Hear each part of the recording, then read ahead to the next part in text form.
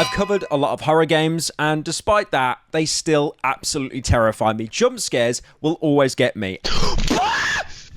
Alright. And despite me being an old man at the age of 27, I still refuse, unless I'm with a group of people, to go and see a horror film in the cinemas, because for most of it, I'm sat there with my fingers in my ears going, la la la la la la la, you can't scare me. Also, if you're wondering why the backdrop here is so different, no, I'm not in an interrogation room. I'm actually in a hotel right now, because at the time of recording, tomorrow, I'm doing a meet and greet at Games Ground in Berlin. When this video goes out, the meet and greet will probably be already over, so unlucky. Now, I want to talk about horror, because all over my social medias at the minute, I'm just seeing a plethora of Winnie the Pooh. Now, I get it, Winnie the Pooh, it's something made for kids, you know, it's a children's book, it was a TV series, they turned it into some films as well, and people have taken the license of Winnie the Pooh and they've turned it into horror films. Dead Meat did a great series covering the film, basically just showing it's complete garbage. And on the main channel, I've covered a lot of horror games, Cry of Fear, Cruelty Squad. I'm going to call that a horror game now because of that one level where it's all basically pitch black until you get the night vision goggles. Oh, wait, it's too dark?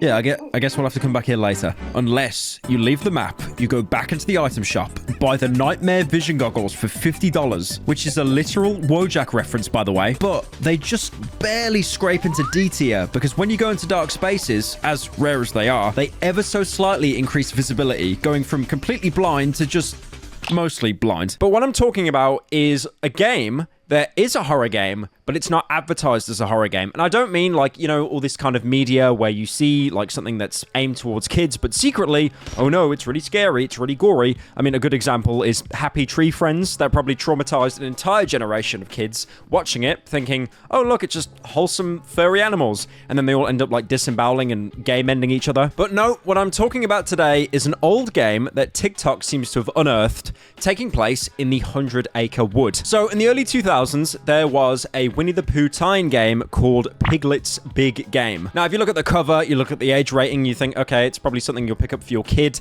Like, it's just...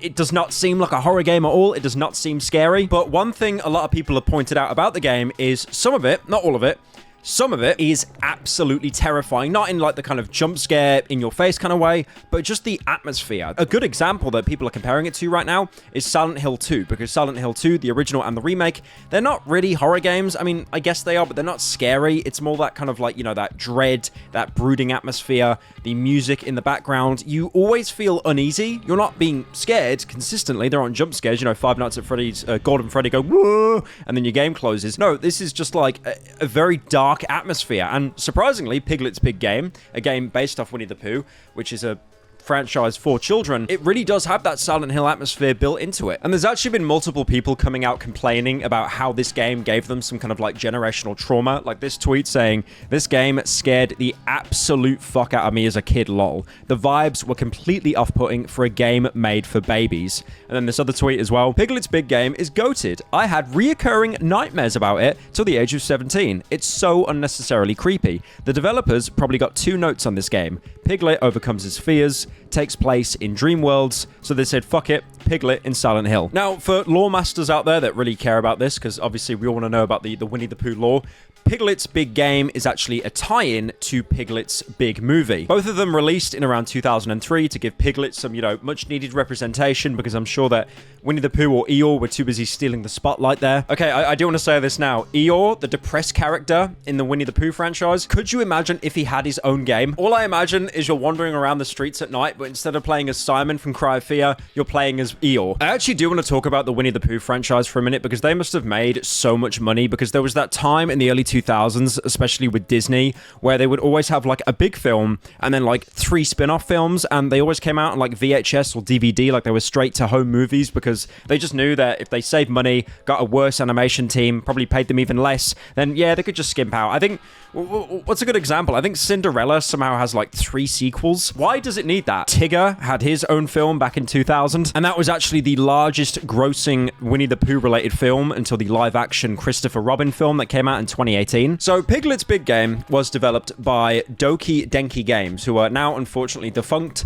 I'm assuming because all the staff went mentally insane after working on this game. And the game was published by Gotham Games. I'm not sure what Gotham Games published personally, apart from Serious Sam on the Xbox, but again, I'm sure like 3 people actually played that game. Now, it's important to note that Doki Denki actually did work on previous Winnie the Pooh related games, like for example, Tigger's Honey Hunt. Now, you'd think for like cash grab garbage based on a kid's game, they could basically just make like a 2D sprite that moves occasionally, and kids would just eat it up, but surprisingly, the reviews for these games from like IGN and GameSpot, they're pretty high. They're going from like a 6 to a 7 out of 10, which to be fair is pretty good. I get it, okay? I get it. Nowadays, in game review culture, if it's not an 80% or above, basically a flop. I get that, but this is back in the early 2000s, okay, where things were nowhere near as strict and there was nowhere near as much as saturation. So what is the problem with Piglet's Big Game? Why are people calling it baby's first Silent Hill, which ironically is what most people call the Silent Hill 2 remake, which I thought was pretty good to be fair. So the entire premise of the game is Piglet is trying to overcome and face his fears, and in the Winnie the Pooh franchise, Piglet is always the nervous character, the anxious character. He's actually the physically smallest character in the entire series as well. So it makes sense to have him as like this bundle of anxiety, and they gave him his own game where he's trying to, you know, overcome that. But obviously to overcome anxiety in a video game, you usually have to see some pretty terrifying stuff. Again, like, the thing that makes me laugh about this is Piglet will walk through some horrific environments. Obviously, it is a kid's game. Again, like, there's no blood, there's no one being dismembered, anything like that. But the music and background ambience is just really off-putting.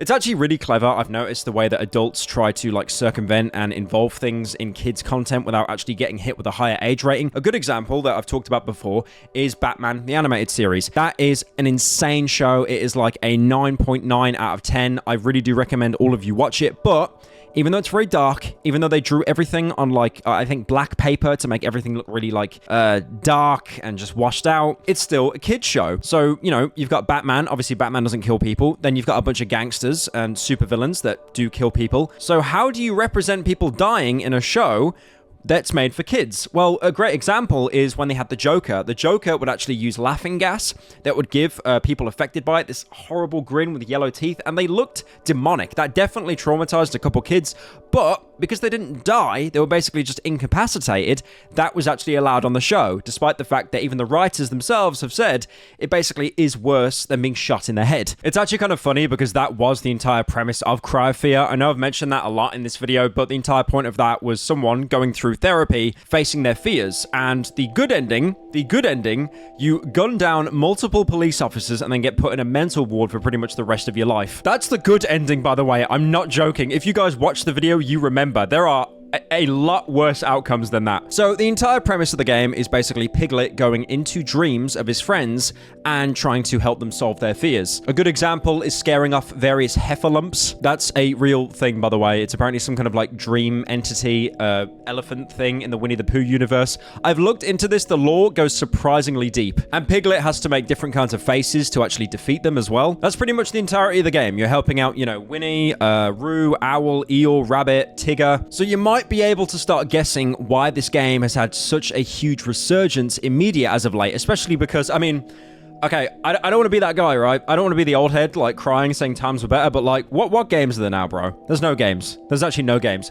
Indie games, the scene is killing it right now. AAA games, main release games, there's no games. I've definitely seen this kind of shift with like new gens and how they basically are sick of like comp games, Valorant and CSGO, and they're actually going to more like story-driven games or like more like kind of relaxed games or platformers. And it wouldn't surprise me if some people actually ended up, you know, booting up their PS2, seeing Piglet's Big Game, and then thinking, okay, why don't I just play through this? Oh my god, this game is horrifying. Also, in typical fashion, the scalpers tried to profit off this as much as they could, because if you're trying to find a copy of Piglet's Big Game, you're going to be paying at least 300 USD. It's just always the case. Scalpers are a disease. Now, one of the reasons why people are comparing this to Silent Hill and even to Resident Evil is, like I've said, the soundtrack. There's one soundtrack in particular called Foreboding 1.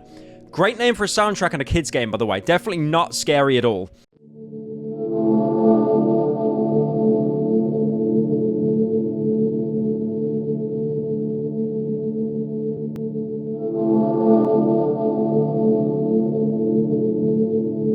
I've even seen other YouTubers like Indie Mouse cover the game, and he did like this skit where Piglet meets Pooh, and the scene is very reminiscent to when James in Silent Hill meets Maria behind the other side of a cage. Someone even quote tweeted the soundtrack and then tweeted at Matus Lenart, the director for Silent Hill 2, basically asking him if the Silent Hill 2 remake sampled any of Piglet's big movie because of how eerie both of the scores are.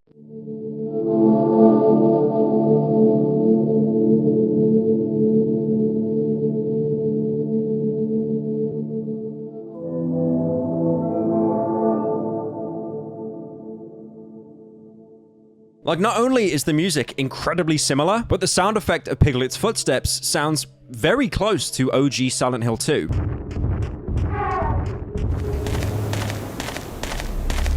Now, there are some very weird things about this game. I've already talked about the atmosphere and the background. There's some strange things. A good example is during the loading screens in the game, the more progress you make throughout, the more terrified Piglet actually appears on the screen. Some people have even started to make Winnie the Pooh fan art inspired by Silent Hill just because of this game. Some people were even theorizing that the developers actually wanted to make a straight-up horror game, but they couldn't because they were contracted to make Piglet's big game, but they still wanted to make a horror game, so they've managed to try to work that into a possible game. The funny thing is, looking back on it, the development team actually had to put out a statement themselves, basically apologizing, saying, "This is not a horror game. It was not intended to scare kids." Now, this document, if it's real, came out all the way back in 2002, and the top line, you can see themselves. They wanted to make an uncomfortable game. The game is a horror comedy. I wouldn't say comedy, but fair enough. Aimed at children. By horror, the goal is not to frighten them, but to make them feel uneasy, to give them just the right amount of chills so they don't feel entirely at ease as they progress throughout the game. Under no circumstances should they be scared by showing them terrifying images. Instead, a more subtle approach should be used to make them feel uneasy, like incorporating unsettling sounds, for example. It will be very important to balance moments of tension with moments of relaxation and genuine laughter, as this alteration, along with elements of discovery and challenge, will create the game's addictive quality and keep players wanting to continue. So I do find that very, very strange how even they themselves are saying that they want to make the game scary, but, you know, like I said, the game has no jump scares. They've even said in that design document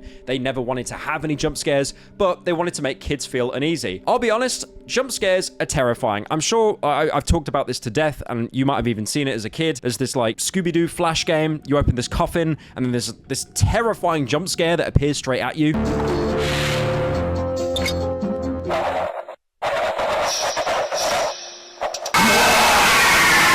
Stuff like that will literally create a core memory. It will traumatize you and imprint onto your brain. Piglet's big game, to people that played it when they were kids, it imprints into your brain in a completely different way, in like not as direct, but more of a lasting way. Because again, I've seen so many people on Twitter talking about this as a core memory. Overall, I don't think the game is absolutely terrifying. You know, it's not gonna like keep you up and be like, oh my god, I dreamt of Piglet and Freddy Fazbear, oh god. If you're an adult or a young adult or even a teenager, this probably won't scare you. But I think the reason why it's had such a resurgence is people in their 20s, they played it when they were kids and they got reminded of it because, again, like social media now, I feel there's this huge trend towards nostalgia quite a lot. I mean, I'll be honest, some of the biggest videos on my main channel that I've covered the game reviews, they are old games. Cry of Fear was an old game. Far Cry 3 was an old game, which is very scary to say out loud, by the way. Let's go shoot me! Shoot me! Shoot me! Darkwood was an old game. These are not like recently released games. I mean, I covered Lethal Company and Cruelty Squad. They basically came out like within the past year of me uploading the video about it. Those were recent releases, but the majority of what I've talked about is old nostalgic content. And I think it makes a bigger commentary as well, just showing how like the indie scene really is thriving because like there are so many horror games out there now that are made by indie studios and they're really good.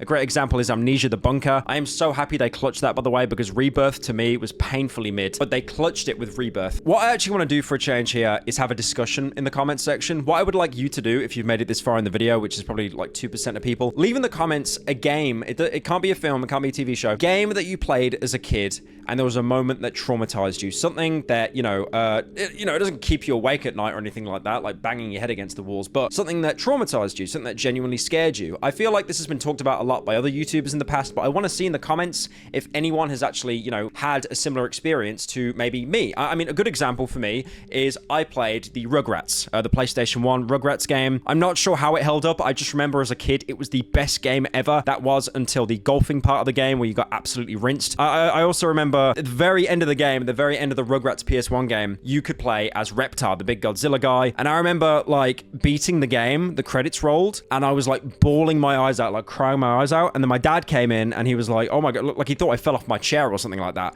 But no, I was just like sad that the game was over. God, what a no-lifer, am I right? But the reason why I bring up that game is there was one mission where you played as, I don't know, the bald one that looks like Tony Soprano. Tommy, I forget his name. But basically, you had to walk around the house at night with a flashlight. And there were these ghosts that would chase you around the house. What I'm going to do is show B-roll footage of the gameplay while I'm explaining this. Because this looks so comedically bad, right? Like, oh my God, no, he's being chased by a JPEG slowly floating towards him. Oh my God. I have no idea why, but this level as a child absolutely terrified me. It took me months to complete it. I think I had to get like a family member to come in and basically just like meta game for me because I was too scared to go into that dark house with the flashlight. I'm still going over the footage, by the way, of the search for Reptar when you're eliminating the ghosts, and it literally is like, oh, is that a floating PNG? Oh, I'm going insane. Ah. So what's going to happen now with Piglet's big game? All the scalpers have got the copies. They're being sold for hundreds of dollars. Is there going to be a sequel? Is there going to be a remake? Probably not. You know what will happen though? What happens with everything else? They make the game in Roblox, and they make it surprisingly well. I saw this one Five Nights at Freddy's game. It was like a fan game in Roblox where you were like freeing the souls of the kids inside the animatronics. Look at this footage. How is this in Roblox? This looks way too good to be Roblox. But yeah, what's the moral of today's video? Play more horror games. Horror games can actually be fun now.